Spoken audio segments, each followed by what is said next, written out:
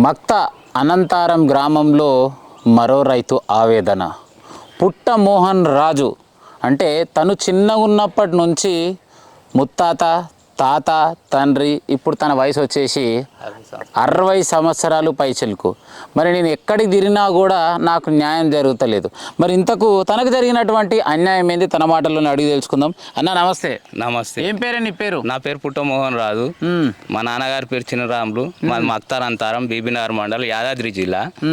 ఏందంటే ఇప్పుడు మేము నిల్చున్న స్థలము మా తాతగారు ఒక 120 సంవత్సరాల నుంచి ఇక్కడ ఉండి ఇప్పుడు మేమైతే నిలబడ్డం ఏదో అతను నివాసం ఏర్పరచుకొని ఉన్న ఇల్లు ఇక్కడ ధన్వంతరి వైద్యం చేసేది. పక్షవాతానికి కానీ, గూదకు కానీ, వాపులకు కానీ, పిల్లలకు నంజు రోగాలు అటువంటివి వస్తే ఇక్కడ మంచాల మీద తీసుకొచ్చిన పేషెంట్లను కూడా చేసేటోళ్ళు అని మా తండ్రులు చెప్పారు. మా తాతను మేము కూడా చూసినాం. ఎందుకంటే మేము 4-5 సంవత్సరాలు ఉన్న వయసులో మా తాతగారిని చూసినాం. ఆయన వైద్యం చేసేటోడు. అప్పటి నుంచి కూడా ఇది మా తాతగారి ద్వారా మాకు సంక్రమించింది. మా తండ్రుల నుంచి మాకు వచ్చింది, మా నుంచి మా పిల్లలకు వచ్చింది. దీని మీద ఫస్ట్ నుంచి కూడా పొజిషన్ మీద మేమే ఉన్నాము. మాకు ఇది వేరే 4 సర్వే నెంబర్ అని కూడా మాకు తెలియదు. ఎందుకంటే పక్కకే 3 సర్వే నెంబర్ ఆనుకొని ఉన్నది కూడా మాదే కాబట్టి ఇదంతా కలిసి ఉన్నది కాబట్టి ఇది స్థలం అంతా మాదే అనుకున్నాము. దీనికి బార్డర్ కడీలు చూసి మేమున్న పొజిషన్ మీద ఉన్నది చూస్తే కూడా ఇదంతా కలిసి ఉన్నది కాబట్టి మాదే అనుకున్నాము. అయితే ఇప్పుడు 2014లో ఆయన నరసింహాచారి వచ్చేసి మా మీద పోలీస్ కంప్లైంట్ ఇచ్చిండు. ఎందుకని పోలీస్ స్టేషన్కి పోతే ఆయనకున్న స్థలం మీద మేము దౌర్జన్యంగా కబ్జా మీద ఉన్నామని అతను పోలీస్ పిటిషన్ ఇచ్చిండు. పోలీస్ స్టేషన్ పోయినాక వచ్చినాము. ఏం లేదు. అప్పుడు సర్పంచ్ ఆలేష్ వెంకటేష్, ఉప సర్పంచ్ డొంకెన వెంకటేష్ అన్నటోళ్ళు ఉండరు. అలా పీరియడ్ అయిపోయింది. 5 సంవత్సరాల తర్వాత మళ్ళీ ఇంకొక 5 సంవత్సరాలకు పస్లా శ్రీనివాసు, బూత్కూరు సత్య అనేటోళ్ళు సర్పంచ్ ఉప సర్పంచ్లుగా ఎన్నిక కాబడిరు. అప్పుడు కూడా మా మీద నాయన్ నరసింహారెడ్డి గారితో అర్జెంట్ ఫైల్ అని రాయించి ప్రస్తుతం ఇప్పుడున్న బీబీనగర్ పిఎస్ ఏదైతుందో అక్కడ పిటిషన్ ఇచ్చారు. పిటిషన్ ఇచ్చినప్పుడు మేము కూడా మా కుటుంబ సభ్యులం పోయినాము, హాజరైనాము. ఇగో మా దగ్గర ఉన్న పేపర్లు మేము లోగడ జిల్లా కలెక్టర్ నల్గొండల CDRల కుంట ఫోటోలు పెట్టి ఫీడ్ చేసి FTL బుక్ చేయమని ఇచ్చింది ఒక పేపరు ఇచ్చినాము. దాని తర్వాత 2016 రెవెన్యూ సదస్సులో MRO గారికి మా ఊరికి వచ్చినప్పుడు అప్పుడు కూడా ఇచ్చినాము. దాని తాలూకు రసీదు కూడా ఉందండి.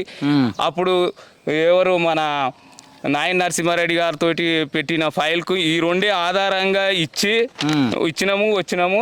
ఇక అప్పటి నుంచి మమ్మల్ని పిలవడం కానీ కేసు కానీ ఎలాంటిది జరగలేదు సార్.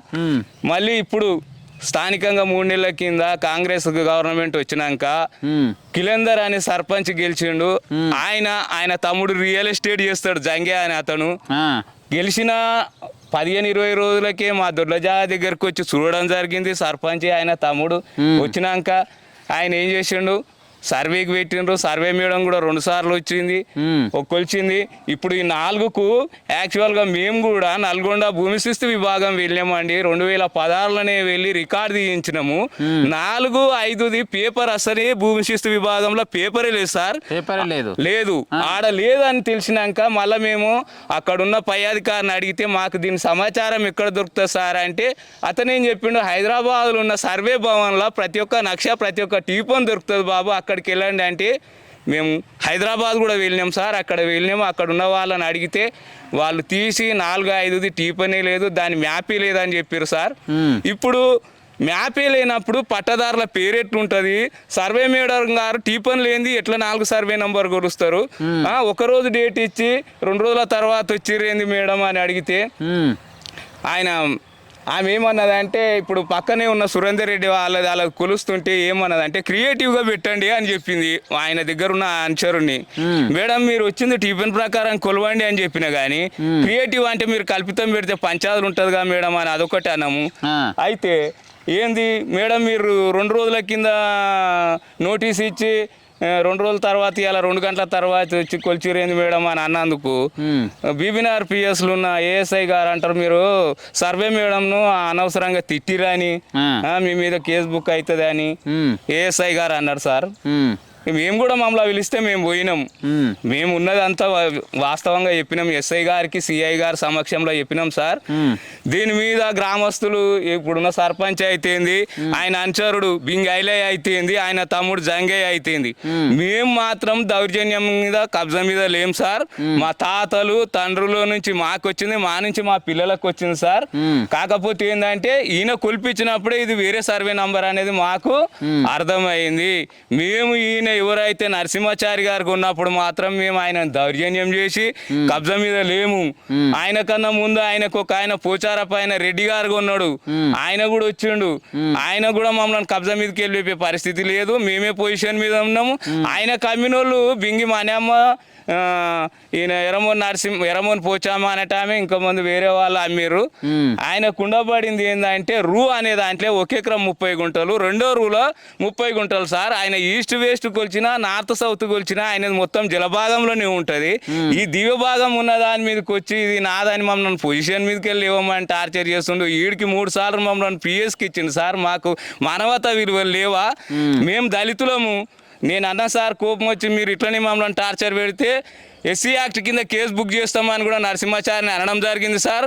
మేము ఆయనను కూడా లైవ్ అడిగినా సార్. 3ఓసారి మొన్న మేడం వచ్చినప్పుడు, అయ్యా నువ్వు కొన్నప్పుడు ఉన్నాయా దొడ్లు, నువ్వు కొన్న తర్వాత ఉన్నాయా అంటే ఆయన ఏమన్నాడు సార్, నేను కొన్నప్పుడు ఖాళీ స్థలం ఉంది, నా తన ఫోటోలు ఉన్నాయని నరసింహాచారి అన్నాడు సార్. నేను కూడా అన్నా సార్, ఏమన్నానంటే నిజానికి నువ్వు మీ అమ్మా నాన్నకే పుట్టినవా, అన్నం తింటున్నావా అశుద్ధం తింటున్నావా అని అన్నా సార్. నేను అని తప్పించుకోవడం లేదు, నేను చట్టాన్ని గౌరవిస్తా, నేను దౌర్జన్యం చేయడానికి లేదు. నా గురించి మీరు గ్రామంలో తెలుసుకొని నేను ఎటువంటినో మాకు మాత్రం సరి అయిన న్యాయం జరగాలి సార్. ఈయన కొన్నప్పుడు పొజిషన్ చూసుకుంటాడా, ఎన్నో కూర్చొని తక్కువకి వస్తుందని చెరువులు అవి కొంటాడా సార్? నేను ఇట్లా కూడా అన్నా సార్. హుస్సేన్ సాగర్ కూడా ఉంది, మేము అమ్ముతాం కొను, మరి గవర్నమెంట్కి ఏముంది, రిజిస్ట్రేషన్ చేసుకునే వాల్యూడ్ వస్తే నీకు ఎందుకు ఏమి అని అడిగే అవకాశం కూడా ఉండదు. నీ పేరు మీద పట్టా చేస్తాడు, నీ దమ్ముంటే పొజిషన్ మీద ఉండంటారు. మరి నువ్వు ఇట్లా మమ్మల్ని బెదిరియడము, ఈ గ్రామస్తులు కూడా అతనికి సహకరించి, ఇంతకుముందు 2 సర్పంచులు కూడా ఎప్పటి సందో అల్లుళ్ళు అన్నారు సార్. మీరు ఏంటంటే ఇప్పుడు చిన్నపిల్లల నుంచి ఇంకా సేపటికి చనిపోయే వృద్ధుల వరకు మాట్లాడగలిగే ఎవరి వాళ్ళని అడిగినా కానీ ఈ కుంట పై భాగంలో ఉన్న దొడ్లెవలే అంటే పుట్లోలే అంటారు, కానీ నరసింహాచారి కానీ ఇప్పుడు ముస్లింలే కానీ అని అన్నారు సార్. దయచేసి నా ఆవేదన అర్థం చేసుకొని మాకు న్యాయం జరిగేటట్టు చూడండి సార్. గతంలో కూడా కబ్జా మీద ఎవరు ఉంటే దాని మీద ఒక ప్రొఫెషన్ పీరియడ్ ఉండేది సార్. కబ్జా కాలంలో ఉన్న రైతుల పేర్లు రాసేది, కానీ ఎంఆర్ఓ యంత్రాంగం కానీ వాళ్ళు ఇంతవరకు మా తాతది కానీ మా తండ్రులది కానీ మా పేర్లు కానీ రికార్డులో మెన్షన్ చేయలేదు సార్. మేము దళితులం కాబట్టి మా దాంట్లో చదువుకున్న లేక అంత నాగరికత లేక మేము రాయించుకోలేకపోయినాం సార్.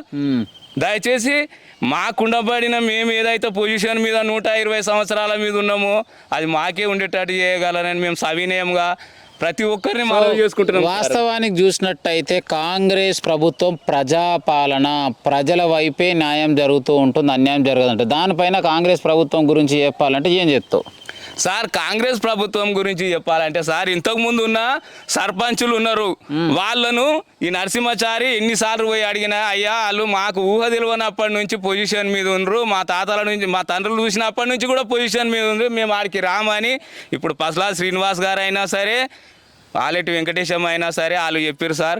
ఈ ఉన్నది ఉన్నట్టు చెప్పారు సార్.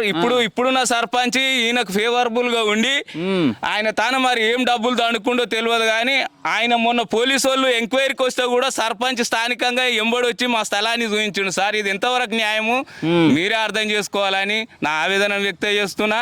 కాకపోతే ఏంటంటే మేము మాత్రం ఎవరిని దౌర్జన్యం చేసి బెదిరించి ప్రలోభాలు పెట్టి మేమైతే కబ్జా మీద లేం సార్. మీరు గ్రామంలో ప్రతి ఒక్కరిని అడిగినా కానీ ఇది యథార్థ వాస్తవం సార్. మాకు న్యాయం జరిగేలా చూడాలని మేము కోరుకుంటున్నాం సార్. అదేవిధంగా మేము FTL గురించి, కుంట గురించి 2016లో నల్గొండ జిల్లా కలెక్టర్ గారికి CDRతో పాటు కుంట ఫోటోలతో సహా రిజిస్ట్రేషన్ చేయించినాము. దాని ఒక ఆర్డర్ కాపీ మీద కలెక్టర్ ఆఫీస్ స్టాంప్ వేసి అటెస్టెడ్ చేయించిన పేపర్ సార్. 2016లో భూమి శిస్తు అది రెవెన్యూ సర్వీస్కు MRO గారు వచ్చినప్పుడు కూడా మేము ఏం చేసినామంటే కుంట దాన్ని FTL చేయమని దరఖాస్తు ఇచ్చినాం సార్. దానికి సంబంధించిన రసీదు కూడా ఉంది సార్. మా దగ్గర ఉన్న పేపర్లు మాత్రం ఇవే సార్. మా తాతల తండ్రులు జమానాల కొనందే వాళ్ళు మమ్మల్ని ఇన్ని సంవత్సరాలు పొజిషన్ మీద ఉండనిచ్చిరా సార్ ఒకసారి. ఎందుకంటే అప్పట్లో అన్ని కమ్మల గుడిసెలు సార్. చెదళ్ళు వర్షాలకు తడిచి ఆ పేపర్లు ఉన్నాయో రేవో మా పెద్ద మనుషుల ద్వారా మాకు ఎలాంటి పేపర్స్ సంక్రమించలేదు సార్. మేము యథార్థం చెప్తున్నాం సార్. ఇది మా ఆవేదన సార్. మాకుండబడిన దొడ్లు మేము ఇప్పుడు మా తాతకు 4 సంతానము, వాళ్ళకు మేము 10 మంది సంతానం సార్. మా దళితుల భార్య బిడ్డల పొట్టల మీద కొట్టొద్దు సార్. మేము ఏదో పశువులను కట్టేసుకొని జీవనోపాధి చేస్తున్నాం సార్. మేము కమర్షియల్గా మేము ఎవరికో అమ్ముకోవడానికి కాదు, స్థానికంగా ఉండి మా బతుకు తిరుగుకోసానికి. సో ఫైనల్గా చూసుకున్నట్టయితే ఇప్పుడు ఉన్నటువంటి రూలింగ్ పార్టీ సర్పంచే దీనికి సూత్రధారుడు అనిపిస్తుంది. సూత్రధారుడు కాదు సార్, ప్రధాన కారకుడు కూడా ఆయన్నే సార్. సర్పంచ్ మరియు బింగి ఐలేయ, ఆయన సోదరుడు ధర్నపోయిన జంగయ్య రియల్ ఎస్టేట్ దారుడు. ఇప్పుడు దీని మీద కూడా సార్ చాలామంది రోజుకో 15 మంది 20 మంది గుండాయిజం చేయడానికి కార్లాళ్ళు వస్తుంటారు సార్. నయీం గ్యాంగ్ కూడా వచ్చింది సార్. మన మంత్రి మల్లారెడ్డి గారి పిఏ వాళ్ళు కూడా వచ్చి చూసారు సార్. మాకు సంబంధించిన దాని గురించి గ్రామస్తులు చెప్తే వాళ్ళు సెట్ బ్యాక్ అయిపోయారు సార్.